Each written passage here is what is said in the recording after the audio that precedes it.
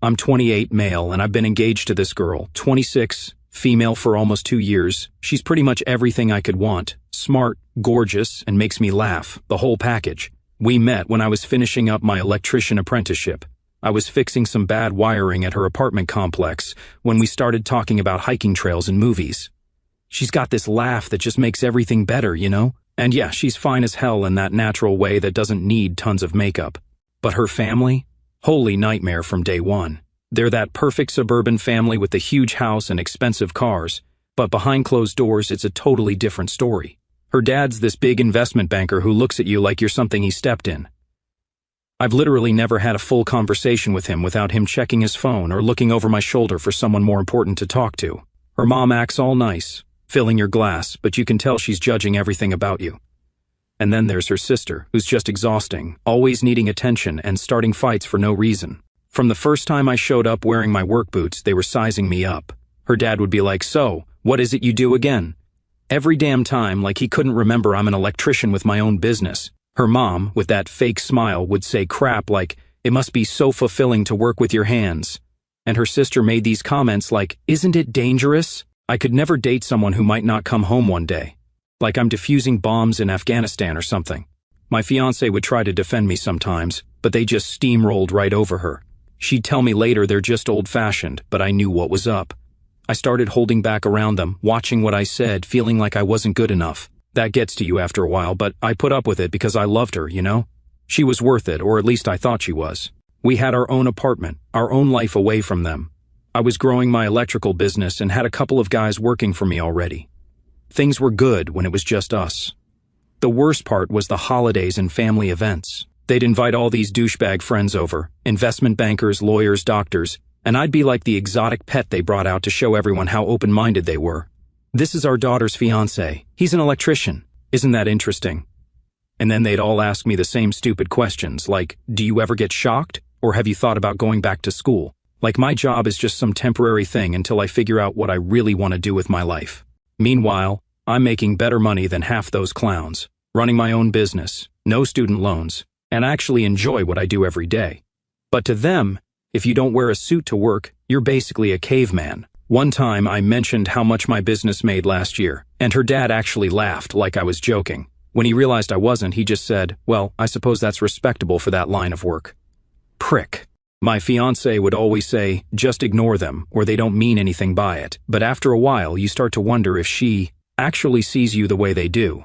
Like I'm some project she's working on, some fixer-upper she's going to eventually upgrade. I installed their whole smart home system myself last year. Took me 3 weekends, saved them like $15,000. Her dad acted like I was doing him some huge favor by letting me work for free. Never even said thanks, just complained that one of the switches wasn't perfectly aligned with the others. I nearly lost it then, but kept my cool because my girl was standing right there. The really messed up thing is that they'd call me every time something went wrong with their precious house. Breaker trips? Call me. Internet down? Call me. Sprinkler system on the fritz? Call me. But then at dinner, they'd act like my job was one step up from being a garbage man. The hypocrisy drove me insane. After a year of this crap, I started noticing my fiancé changing too. She'd make these little comments about my clothes or suggest maybe I should think about taking some business classes at the community college. Nothing major, just little things that showed their poison was starting to sink in. She'd hesitate before telling her work friends what I did. She bought me these button-up shirts that weren't really my style. Small stuff, but it adds up. I thought about bailing a few times, but man, I really loved this girl. We had plans, wanted to buy a house next year, start thinking about kids, the whole deal.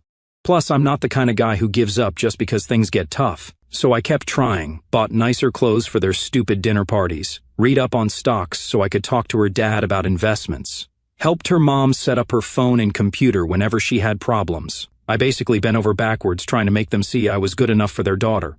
And the whole time, I kept telling myself it would get better, that they'd eventually see I was a good guy who treated their daughter right, worked hard, and was building something real. Yeah, I know, I was being a total dumbass, but that's what you do when you love someone. You try to make it work with their family, even when they're complete jerks. However, everything changed that Friday when we were at dinner at their house again. I could tell something was up the minute we walked in. The air felt different, like when you can feel a storm coming before you see the clouds. Her mom was being extra nice, which is always a red flag. Dinner starts with the usual, her dad bragging about some deal he closed that made him another million or whatever, her mom talking about this charity function where she met some C-list celebrity and acted like they were now besties, her sister complaining about her gallery not getting enough foot traffic, even though her art looks like something a 5-year-old would make. Standard crap I'd learned to tune out. But then, out of nowhere, her dad looks at me with this weird expression, almost like he was excited about something, which was a first when it came to talking to me. I knew right away something was off. "So, we've been thinking about your situation," he says, taking a sip of his fancy drink that probably cost more than what most people make in a day. "My situation?" I asked, already feeling my detector going off. "You mean the one where I bust my ass keeping lights on while you pretend to be Gordon Gekko?" Whenever these people started a conversation like this, it never ended well for me. He does this fake smile that doesn't reach his eyes. No offense, but I mean your career, your future, our daughter's future. I glanced at my fiancée, who suddenly got real interested in pushing food around her plate. That's when I knew this was planned. She knew what was coming. They'd talked about this beforehand without me. "I've talked to my colleague at the firm," her dad says, like he's announcing he's giving me a kidney or something. "He's willing to bring you on, entry-level investment analysis, no degree required for this position. We're making an exception." I nearly choked on my drink. "What?" Her mom jumps in, all excited. "We just think it would be more suitable, more secure, a real profession with advancement potential. Not that there's anything wrong with being an electrician." She said electrician like it was a disease or something, like I professionally cleaned up roadkill for a living. "I have a profession," I said, trying to keep my voice steady. "I run my own business, got clients all over town. I employ 3 other guys now. I'd told them this at least 20 times, but they always conveniently forgot." Her sister smirked, twirling her wine glass like she was in some dumb movie. "Yeah, but do you really want to be climbing through dusty attics when you're 50? This is like a chance to level up, to join the rest of us in the modern world." Level up. Like I was some character in a video game, like my entire career that I'd busted my ass building from nothing was just some starter level I needed to get past. "We're thinking of both of you," her mom says with that fake sweetness that makes my teeth hurt. "Don't you want to give our daughter the lifestyle she deserves? Country club memberships, the right social circles, summer homes?" I looked at my fiancée, hoping she'd say something, defend me, defend us and the plans we had made together. She finally speaks, but not what I was hoping for. "Babe, you should think about it. Mom's been talking to me about this for a while, and it makes sense. Don't you want us to have a good future, to be comfortable?" And that's when it hit me. She was in on this the whole time. She wasn't fighting for me. She wasn't fighting for us. She was already halfway out the door, packing her bags for a life I'd never belonged to. They'd been working on her, and she'd folded like a cheap lawn chair. All our talks about supporting each other, about loving me for who I am, apparently, that went out the window as soon as Daddy offered her the fancy lifestyle she'd grown up with. Her dad leans in, going for the kill. "Let's be real here. You're always going to be the odd one out in this family with your job. Our friends ask what our daughter's fiancé does, and we have to say electrician. Do you know how that sounds? Frankly, we don't need another electrician in the family. We need someone who fits our world." I was about to respond when her mom drops the bomb. "We don't need you as you are. You're unnecessary to our family's future unless you change. You're always in the way of what our daughter could have with the right kind of man, the kind of man who can provide the lifestyle she was raised to expect." The table went quiet. I could hear the fancy grandfather clock ticking in the hallway, could hear my own heartbeat in my ears. I was stunned that they'd just say this to my face. Like, who does that? "So, let me get this straight," I finally said. "You want me to quit my business, the one I've built from the ground up for the past 6 years, to come work as some entry-level lackey at Daddy's firm because being an electrician embarrasses you?" Her dad has the balls to look offended. "It's an opportunity, young man. Do you know how many people would kill for a foot in the door at our firm? We're trying to help you." "Help me," I repeated. "By telling me my career isn't good enough, that I'm not good enough?" "Don't be so sensitive," her sister chimes in. "We're just being honest. If you're going to be part of this family, certain standards need to be met." I looked around the table at these 3 people looking at me like I was some charity case they were generously trying to save, then at my fiancée, who wouldn't even meet my eyes now. "And you?" I asked her directly. "Is this what you want? For me to give up everything I built to become some corporate drone so your parents aren't embarrassed at cocktail parties?" She sighs, like I'm being the unreasonable one. "It's not about giving up anything. It's about growing, evolving. This could be really good for us, for our future, for any children we might have. Don't you want them to have the best of everything?" And that's when I knew this wasn't just some passing idea. They'd been planning this, all of them, including the woman I thought was on my side.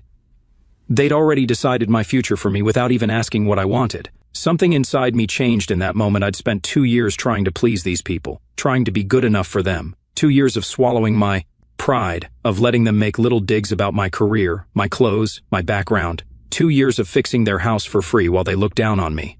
I thought about all the nights I'd stayed up late doing estimates for clients, the early mornings in the freezing cold fixing emergency outages, the risks I'd taken getting my business off the ground, the pride I felt every time I finished a job and knew I'd done it right, the respect I'd earned from my clients and my employees. And here they were, telling me none of that mattered, that I was just some loser who needed to be fixed before I was worthy of their precious daughter. Something just clicked in my head. Everything suddenly made sense. All the little comments, the suggestions, the helpful career advice. They never saw me as family. I was just a project they were working on, a rough draft they needed to edit until I was presentable enough. I took a drink, put my glass down, and smiled. The kind that comes when you finally see things clearly. Actually, I've been thinking about my career too, I said. They all looked surprised as hell. This clearly wasn't in their script. They expected me to either blow up or just take it, not come back with my own ideas. I'll think about your job offer, I said, but I've got some conditions. Her dad raised his eyebrows, looking both surprised and irritated, like his dog just talked back to him. Conditions? Yeah. First, I wanted in writing that I'll be management in 2 years with the pay to match. I'm not starting at the bottom just because you think my current career is beneath you. I already manage people now. Her mom's face got all pinched, like she was sucking on a lemon. That's hardly appropriate. Not done yet, I cut in. I was so tired of being interrupted by these people. Second, I need flexible hours so I can still run my electrical business on the side. I've got customers who depend on me, people I've given my word to. Her sister scoffed. You can't be serious. You can't have one foot in each world. That's not how it works. Third, I continued, ignoring her, and most important, I want a contract saying after 1 year, your firm hires 5 trade workers, electricians, plumbers, HVAC guys, for a new maintenance division I'll run. People like me deserve those chances too. And I bet your fancy office building could use some in-house maintenance staff instead of overpaying for emergency call-outs. The table went quiet as they all stared at me like I'd grown a second head. I could practically see the gears turning in their heads. They never expected me to negotiate or push back. They thought I'd just be grateful for the opportunity to join their world. Her dad's face got red, that vein in his forehead popping out. You've got some nerve, coming into my house, making demands like that. Who the hell do you think you are? We offer you a golden opportunity, and you try to dictate terms? I stood up, tossed my napkin down. I'm that electrician who wired your whole smart home system, the guy who installed your security, the one who fixed your generator during the blackout last winter when all your rich friends were freezing in the dark. I'm the guy who built a business from nothing with no rich daddy to give me a head start, and I'm the guy who loves your daughter enough to want better for both of us. But not if it means becoming your doormat. You're being ridiculous, her mom said. This attitude is exactly why we're concerned about your influence on our daughter, this working-class chip on your shoulder. Chip on my shoulder? I laughed. Lady, you and your family have done nothing but look down on me from day one. You've made it clear I'm not good enough, my job's not good enough, my background's not good enough. And now you're generously offering to fix me, make me presentable, turn me into the kind of son-in-law you can brag about at your country club? I looked at my fiancée. So, what's it going to be? Me, the real me, the electrician who loves you and wants to build a life with you, or them and their fantasy version of who I should be? She looked at her mom, then her dad, then me. I could see the conflict in her eyes, but it wasn't much of a battle. I already knew which side was winning. Maybe you should just consider what Dad's offering, she said quietly. Don't throw everything away because you're too proud. We could have such a good life. And just like that, I knew we were done. 2 years, just gone, because at the end of the day, she didn't want me. She wanted the version of me her parents could approve of. Yeah, got it. Thanks for dinner and the career advice, I said. I walked to the door, grabbed my jacket. As I reached for the doorknob, her dad called out, "Don't be stupid, sit down and let's talk like adults." I turned around, my hand already on the control panel mounted discreetly on the wall by the door. See, when I installed their fancy smart home system, I gave them full control. But I kept an emergency access code, not because I planned to use it like this, but because rich folks who don't know tech from toast always forget to reset default passwords or update their security.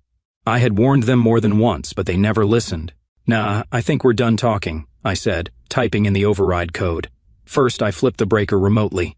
The entire house plunged into darkness. Her sister yelped, "What the hell?" Next, I tapped into the security system, disabling it in seconds. The alarm gave a soft beep as it shut down. What's happening? her mom demanded, her voice sharp in the darkness. Just showing what an unnecessary electrician can do. Her dad stood up so fast his chair scraped against the floor. Turn that back on right now. This is my house. I smiled slightly. Funny how you need me now, isn't it? Suddenly I'm not so unnecessary. Then for the final touch, I accessed the sprinkler system's main controls. I knew exactly how they were wired because I installed the whole system. I had set up a basic failsafe feature that, if triggered, would activate the internal sprinklers designed for fire emergencies. I tapped the sequence and stepped toward the door. Behind me, I heard the hiss of water, not just outside sprinklers, but the ceiling-mounted fire suppression ones kicking into full gear. Water sprayed everywhere. Their expensive furniture, priceless artwork, and delicate fabrics got a soaking they'd never forget. The chaos erupted behind me as I walked out, shouts, panic, the sound of water pounding against the hardwood floors, her mom screaming about the furniture, her dad cursing, her sister crying about her clothes. I didn't look back. Sometimes the only way to make people realize your value is to show them exactly what happens when you're gone. I could hear them freaking out as I got in my truck and drove off, water spraying everywhere, ruining all their expensive stuff, her sister screaming about her clothes and her hair, her mom probably losing her mind about her fancy furniture and carpets. Maybe not my most mature moment, but sometimes you've got to show people exactly what they're losing before you go. And sometimes you've got to go nuclear when people push you too far. As I drove away, I didn't feel bad, not even a little. These people had spent 2 years making me feel like I wasn't good enough, like I was some kind of embarrassment. They treated me like their personal handyman while looking down on my profession. And my fiancée, the woman I thought was my partner, had shown her true colors. So, yeah, I flooded their house. Electronic systems and water don't mix well. Their smart home wasn't so smart anymore. Their security system was fried, and I was free. I woke up the next day to like 50 missed calls and texts. Turned my phone back on because I still had a business to run and customers who actually respect what I do. Wasn't looking forward to the storm, but I needed to check if any of my actual clients needed me. First message from my ex. What the hell did you do? The carpets are ruined, mom's clothes are soaked, the security system is dead, and dad can't even get the garage open. Fix this now. A text from her mom, also suddenly all sweet. We may have been a bit harsh last night. We only want what's best for your future. Please come help us with the systems. Everything's damaged, and we have our charity event tomorrow. Please, we really need you now. They need me. Funny how that works. When they want something from me, suddenly I'm not so unnecessary anymore. Last one, her dad, again pissed off. Listen carefully. You will come back immediately and fix what you broke, or I'll have you charged with vandalism and destruction of property. I have security footage. I have proof. I have friends at the DA's office. Your little electrical business will be finished. You have until noon. So, I did what any smart electrician would do. Forwarded all the messages to my buddy who's a lawyer, along with a recording of dinner I'd started when things got weird. Yeah, I recorded it. After 2 years of their nonsense, I'd started documenting everything as a habit. Call it a survival instinct. My lawyer friend called me back right away, laughing his ass off. Dude, they don't have a leg to stand on. You installed their system, you have admin access, and they're making threats about using connections to come after your business? This is gold. He suggested sending one final message to shut them down and protect myself. So I sent one text to my ex, check your system. Username still admin, password still password 1234, like I told your dad to change 1,000,000 times. Anyone could get in, not my problem anymore. P.S. I quit. Then I blocked all their numbers and went to work. Had a big commercial job that day, wiring up a new restaurant downtown. Kept my phone off most of the day, focused on doing quality work for people who appreciated it. That evening, I got a call from a number I didn't recognize. Almost didn't answer it, but figured it might be a potential client. It was my ex's cousin, someone I'd always gotten along with pretty well. She was actually cool, unlike the rest of that family. Dude, what the hell happened? The whole family is freaking out. Their house is a disaster zone. I gave her the short version, the dinner, the offer, the insults, my fiancé taking their side, the sprinkler incident. She was quiet for a minute, then just said, "About damn time." Turns out I wasn't the first boyfriend they'd pulled this with. My ex's last boyfriend before me was an artist, a good guy, talented as hell, had his work in some decent galleries. They did the same thing to him, tried to get him to take some corporate marketing job, told him his art was just a hobby, not a real career. He didn't flood their house, but he did dump their daughter and tell the whole family to go to hell. They've been doing this for years, she told me. They can't stand the idea of anyone in their family being with someone who doesn't fit their image. It's pathetic. We talked for a while. She filled me in on the aftermath. The water had done serious damage. Their fancy hardwood floors were warping, the custom wallpaper in the dining room was ruined, most of their electronics were fried, the security system was completely down. And the best part? They had some big charity event at their house scheduled for the next day that they'd been planning for months, and now they had to cancel it. Her mom was having a total meltdown, saying her reputation was ruined and it was all my fault. I didn't feel bad, not even a little. They'd spent 2 years treating me like dirt, and now they were getting a taste of their own medicine. What about her? I asked, not even wanting to say my ex's name. Oh, she switched from please come back to he's a psycho who destroyed our house real quick. Classic her. Always goes with whatever version of events makes her look best. That confirmed what I already knew. She was never really on my side. She'd always choose her family's approval over me. Better to find out now than after the wedding. My lawyer buddy called me the next day. Her dad had actually tried to file a police report, claiming I'd hacked their systems and vandalized their property. The cops basically laughed him off when they found out I was the one who installed everything and still had legal admin access. And threatening to use his DA connections to go after my business? That's not something you want to admit to a cop. The security company they called finally showed up and gave them an estimate to fix everything, $25,000. Plus, they'd need to replace most of their electronics, redo the floors, fix the walls, replace furniture. All told, probably looking at $100,000 in damages. For people like them, that's not financial ruin or anything, but it's a nice chunk of change to pay for being jerks. And they couldn't even claim it on insurance because the system wasn't professionally monitored, and they never changed the default passwords like the manual clearly stated they should.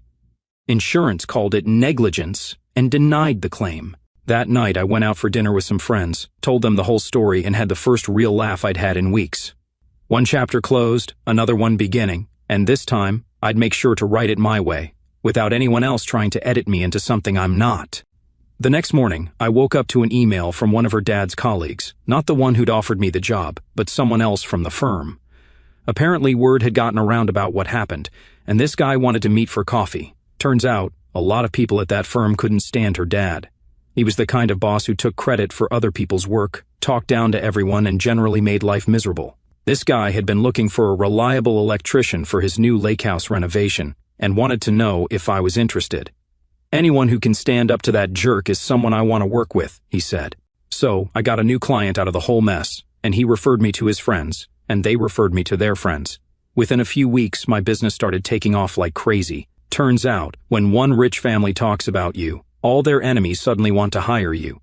It's like I accidentally tapped into this network of people who couldn't stand my ex's family but had to smile and nod at their parties. Now my business is doing better than ever. Since that night I walked out, I had to bring on 3 more guys just to keep up with all the new clients. Bought a new work truck, got a small office space instead of running everything from my garage, and even hired a part-time office manager to handle the calls and scheduling.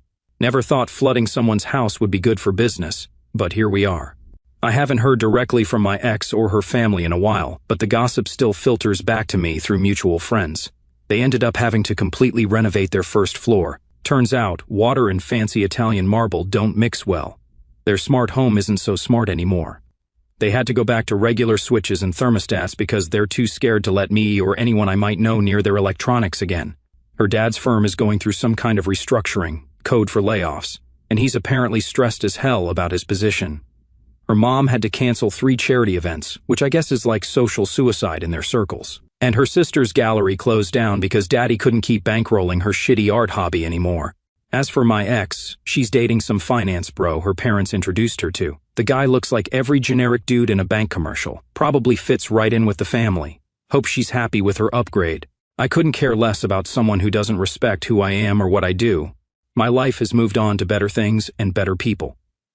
Last month I was rewiring this coffee shop downtown. The owner kept bringing me these awesome homemade cookies while I worked. We got to talking during my breaks, and I found out she bought the place after quitting her corporate job.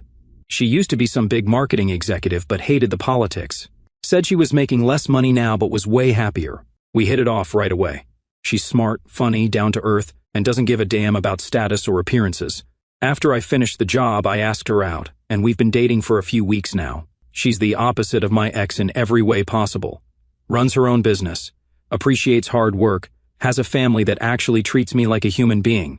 The first time I had dinner with them, her dad, a plumber who built his own business from nothing, asked me detailed questions about electrical work because he was genuinely interested. Her mom made sure I got the biggest piece of pie and sent me home with leftovers. It felt warm, like family should feel.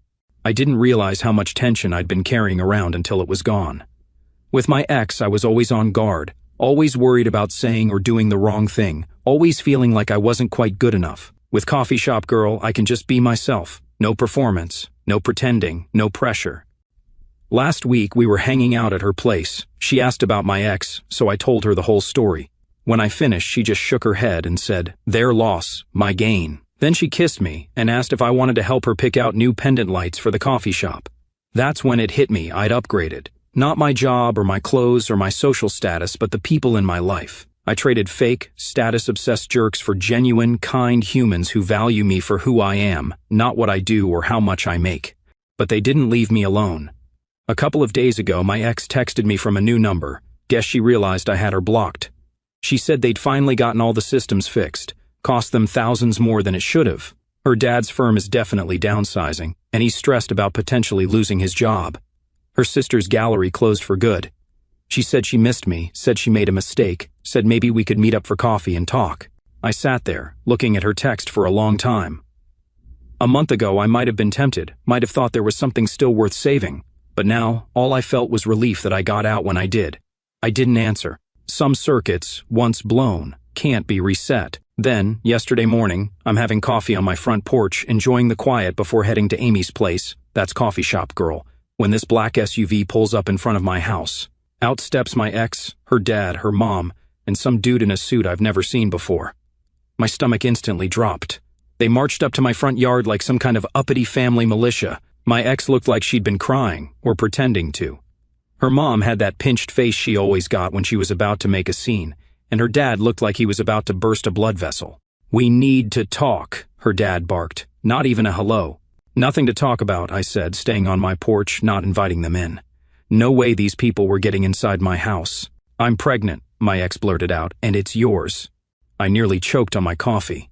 "What the actual hell?" "That's impossible," I said once I recovered. "We haven't been together in months." "I'm 3 months along," she claimed, putting her hand on her stomach dramatically. "I was too afraid to tell you before. I'm no math genius, but I know for a fact she's been with Finance Bro for at least 2 months because mutual friends had mentioned it." "That's bullshit, and you know it," I said. "You've been with that banker guy for months now." Her mom stepped forward. "How dare you accuse my daughter of lying? We have medical records." The dude in the suit cleared his throat. "I'm Richard Wilson, family attorney.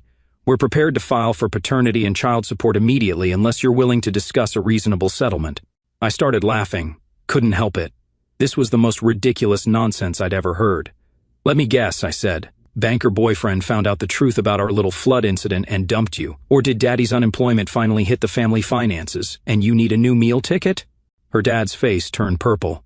"You think this is funny? You destroyed our home, cost us hundreds of thousands in damages. My career is in shambles because I had to cancel meetings with important clients due to our home being uninhabitable, and now you're denying my daughter's baby?" "Her baby?" I asked my ex. "A miracle pregnancy that somehow defies time itself." "Wow. We have witnesses that will testify you were seeing each other as recently as 3 months ago," the lawyer said smoothly. "Bullshit," I said. "I've been with Amy since before that. Ask anyone. Check my social media.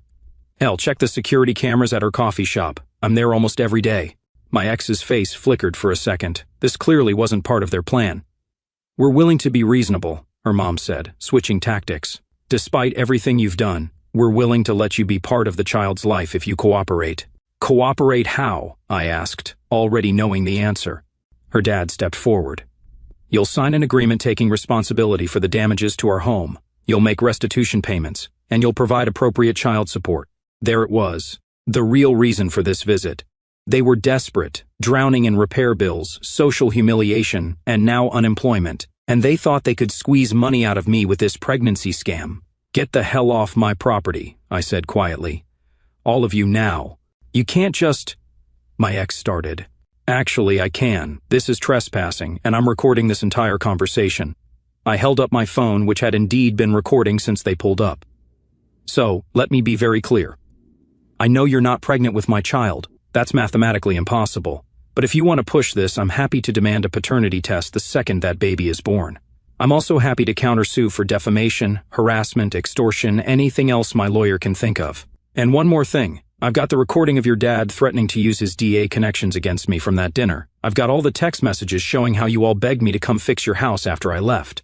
I've got everything. So, unless you want all that played in open court, I suggest you get back in your fancy SUV and forget you ever knew me. My ex burst into tears, real ones this time. Her mom put her arm around her and glared at me like I was Satan himself.